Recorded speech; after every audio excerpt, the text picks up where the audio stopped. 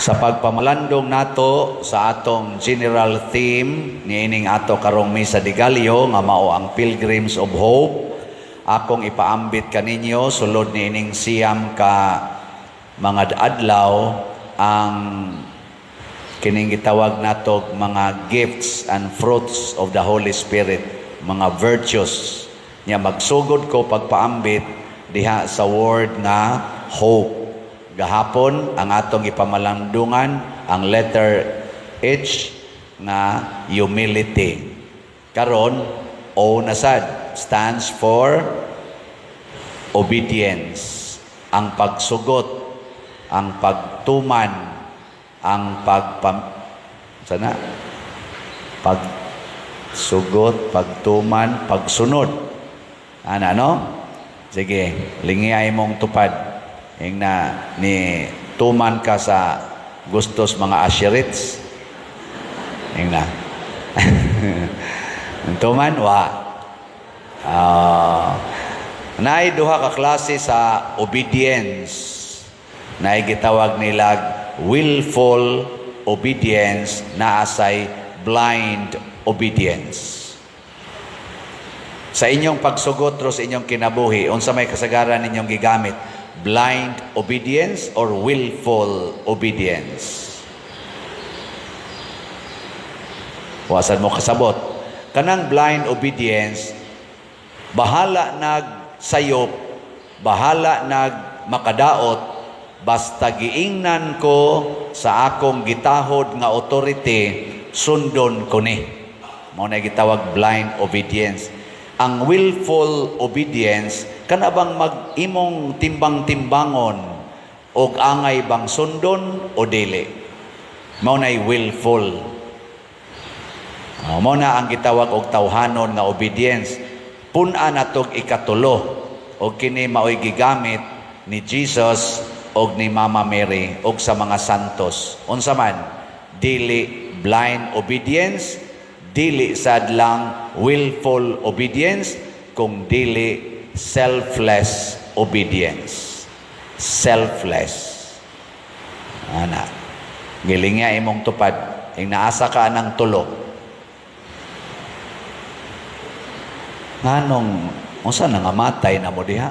Lingi ba? Lingi. Ang di mo lingi, blind. Lingi. Karon, niining tulo, dunay duha ka masters sa atong kinabuhi nga atong gamitan, either blind, willful, or selfless obedience. Kinsa maning duha ka masters dinis kalibutan? Ang yawa o ang Ginoo. Inigamit na to aning tulo ka klase sa obedience, kaning blind, willful, or selfless.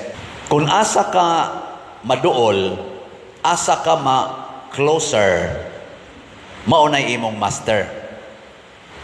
Pananglitan, blind obedience. Kanang naay mo ingon nimo, tiguma gyud imong kwarta. Tiguma gyud.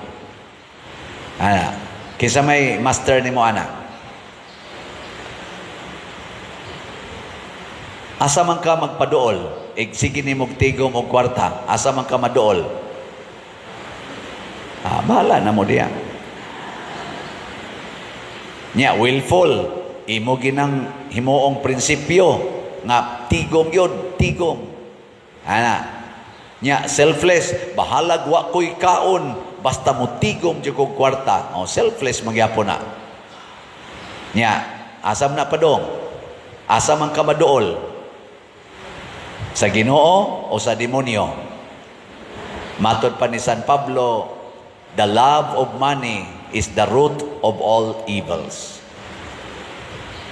Pananglitan sad, kanang ingon nga kinahanglan jud ka ikagyud gamhanan sa tanan. Kinahanglan mudaog jud ka sa eleksyon. Ikaw gyoy mapili. Blind obedience. Unsa man? Bahala ingnon kong patya na, dauta na, sawaya na, haron mapilde, ako nang buhaton. Bahala nag-amigo misuna, amiga misuna, basta lang ko mudaog. Mao may sugo sa akong amo, ako gining daoton. Kana blind obedience. Asa man ka maduola na? Sa Ginoo o sa yawa? Kusga. Kusga pag yun. Kusga tingog ninyo mga yawa. Muna, blind. Di na ko maghunahunag unsa tas una, amigo bata, amiga bata, mamatay ba kaani or dili, magantos ba kanig sa dili, basta gisugo ko sa akong master. Ikaduha, willful. Ako ning baruganan, dauton tika, patyon tika, aron ako gimudaog. Sama na, willful. Nya, selfless. Bahala nagmamatay ko, bahala masawayan ko, bahala nagdaoton ko, basta buhaton ko ninimo, buanga ka. Maana ba? Naman say mamatay ka usahay sa imong pagbuhat, ana. Selfless gyapon na. Pero ang imong gigamitan, ang pagdaot sa imong isig katao. Mao nay makapaduol nimo siyawa. Lain na sa example. Kanang mupalit kag slot. Blind. Basta gibaligya ang slot sa simbahan, ako ginang paliton. Blind man na. Di na ko maghunahuna unsa pay dangatan, basta gibaligya ang slot, ako nang paliton. Napagitegi pang-offer diha ka na mga Christmas balls para gratitude and sana? Kana diya ba? Kusga. Petitions and gratitude. Pasalamat o pag-ampo sa Ginoo. Nya, symbolic atong ipangsabong diha. Nya, muhatag dahin mo diha og love offering. Ana, nahurot na bagpalit ang atong mga inani? Wala pa? Inig offertory, ang nagdag sibot, sundi og da og ingon ani. Kaya na may uban, ditso lang ari, nyawa sila kay bao. Inig humas communion, atong ipang-offer ang inyong petitions og ang inyong pasalamat sa Ginoo. Symbolic. Nya, muhatag sad mo love offering. Ingka, basta na i-offer, na ay fundraising ang simbahan para sa simbahan, ako ginang baruganan mo support gyud ko ana. Naidaghan anang nihimo din Unya, selfless. Kanang moingon ka, bahala wa na ko'y pliti padong uli, maglakaw na ko, ipalit ko gyud nig slot. Selfless man na. Bahala wa na ko'y kaon, bahalag din ako ka eskwela or din ako kapalit og uniform, ipalit ko nig slot. Selfless magyapon na. Asa man ka maduol kung imo nang sundon? Sa yawa o sa Ginoo? Hoy. Na siya, bahala na mo diha. Karon, kung maduol tas Ginoo, there is always hope. Meaning, mag-anam o kanindot ang atong kinabuhi. Basta duol tas Ginoo. Magkaanam gani kag kaduol sa yawa, mag-anam yung kabati ang imong kinabuhi. Muna din sa atong ebanghelyo, doon na din mga kaliwat ni Hesus nga nabihag ngadtos Babylonia. Nga naman, nagbuhat na silag mga pagsupak sa sugo sa Ginoo. Si Abraham, nagtuman sa sugo sa Ginoo, nagmabungahon. Si Isaac, si Isaac, si Jacob, si David, nagmabungahon. Pero ang gasunod ni David, nagsige na magbuhat og dautan, nabihag sila sa ilang mga kaaway. Ngilingya imong tupad, ing nawap ka mabihag. Daghan kay mga bana nabihag sa yawa. Wa na magsigig higugmas asawa, tuanas kabit, tuana sa ilang tuanas mga GRO, mga prostitutes. Sorry mga prostitutes o GRO. Pero maunay ingon ana nangabihag sa yawa. Mga babae karon wa na kayo'y mag-value sa virginity o purity. Bisan gani mga high school, mga grade 6 gani ang uban na anay mo kumpisal nako usahay panagsara noon nga nag-premarital sex. Pero sa dirinas mga kanang high school, mga senior high, labi na gyud college, oy, rampant na kaayo. Gilingay mong tupad, naliwat pa kang Mama Mary. Naliwat pa ka ni Mama Mary, nga virgin and pure. Wa na kayo ni balyo anak karon. Mailhan na nako kay hapit 99% sa magpakasal nga akong kaslon, pulos na gyud, wa nay balyo nila ang virginity and purity. Nag-premarital sex. Ngano man, gikuroy na biktima sa dili yawan o dili Diyos nung sugo. Ana. Unya, unsa may resulta? Daghan karon mga batan-on, way klarong paglaom sa kaugmaon. Ngano man, wa may klarong ginikanan. Wa may klarong ginikanan. Ang iya na sang mama nga napaanakan og lain, na nasay katipon lain, siya sa di kayo kaduol kay dili niya ikasinabot ang iyang stepmother or stepfather. Nasay uban mga anak babae giunay sad og molestiya sa stepfather, kay ang mama tuwa na sa laing kuyog. Na discourage ako, pila na akong gikonsilan din gusto na katulo na nag-atim og hikog, pakitaon pa ko sa agi sa iyang linaslasan dire. Ngano man, gimolested sa iyang stepfather. Ngano man na, kay nagtuman man sa sugo sa demonyo. Sa atong kaugalingon mga igsoon, kinsa may sugoon sa demonyo, kining atong lawas. Imong lawas. Lingi ay imong tupad. Na kumusta na imong lawas? Kanang obedient kay lawas, mao ginay pirming mabiktima sa yawa. The flesh. The desires of the flesh. Mao na, bisag pari, bisag obispo, bisan pag presidente, bisan pag mga hari, mabiktima ginaana kung di ka magbantay. Mao na ingos Jesus, deny yourself. Follow me. Deny yourself. Sige, lingay mong tupad. Nasugod karon, din ako mukaon. Nasugod karon, din ako mukaon. Nya moingon day na imong tupad, uy, mamatay ka na. Isa, I deny myself. Di ba? Ayaw sus. Mo bitan na din simbahan uso kay ng fasting and abstinence. Kana ding nag-abortion, kanang naglaygate, nagbasiktomy, nagpills, nagkondom, nag-IUD, nag-transfer sa ilang gender, nag-same-sex union, pulos man ni sila mga biktima sa desires of the flesh. Makahatag ba sila maayong paglaom? Di, oy. Way paglaom. Siyunang ka ng imong bata, nga naas imong tiyan, imong gipatay. Nga pabay paglaom ang bata, na imong gipatay, so sa imong tiyan, wa na. Imbis mo sidlak ang iyang kinabuhi, imong gipatay. So sa imong tiyan, matod pa sa record sa Google, 73 million ang mamatay kada tuig sa induced abortions, 200,000 every day.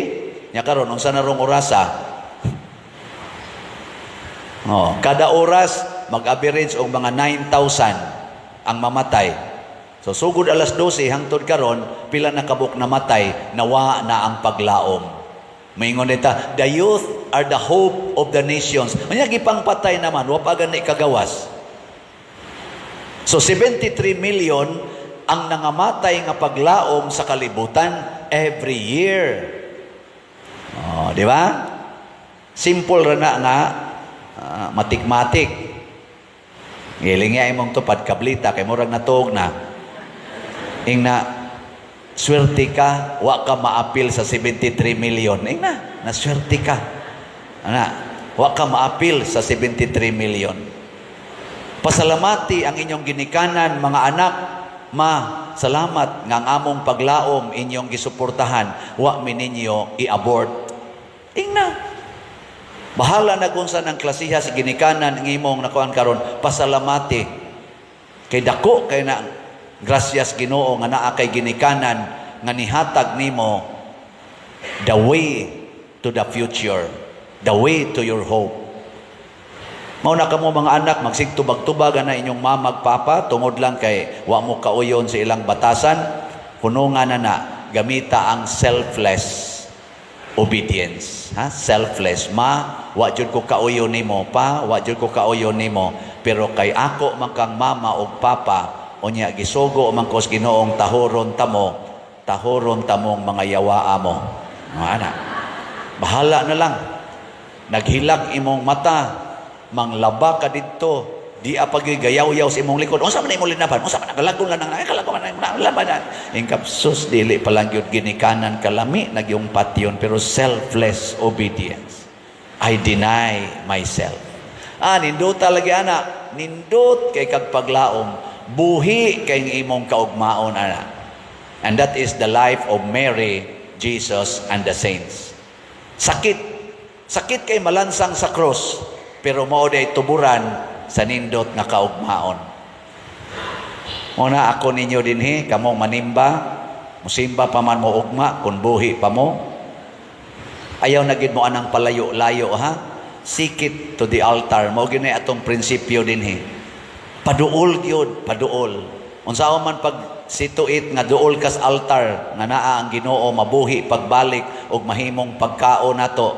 Unsaon man pag siguro ayaw gyud pagbutang og bakanting lingkuranan sa imong atubangan. Igsud nimo simbahan didto lingkod sa pinakaunahan nga lingkuranan. Pinakaunang bakanting lingkuranan duol din his altar.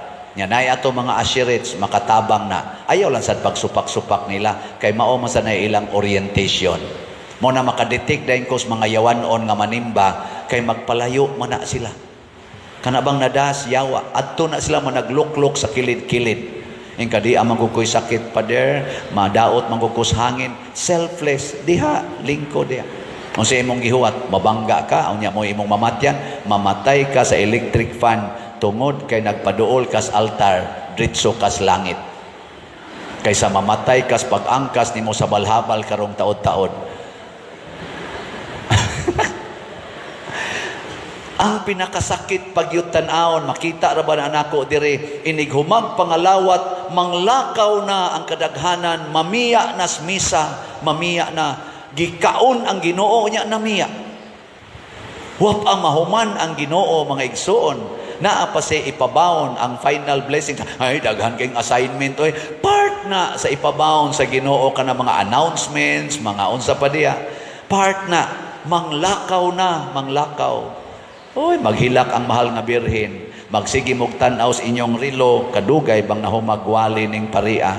Pero sa inyong cellphone, hangtod kaadlawon, siging tan-aw anang walis yawa diha, games, scatter, mga unsa pa na, TikTok, mga yawanon kay tanan, siging tan-aw di na hapit matog, bisag naghigda na halahangad gid anang cellphone, hangad anang cellphone. Unya sa wali, siging tan-aw sa rilo, yawanon mo.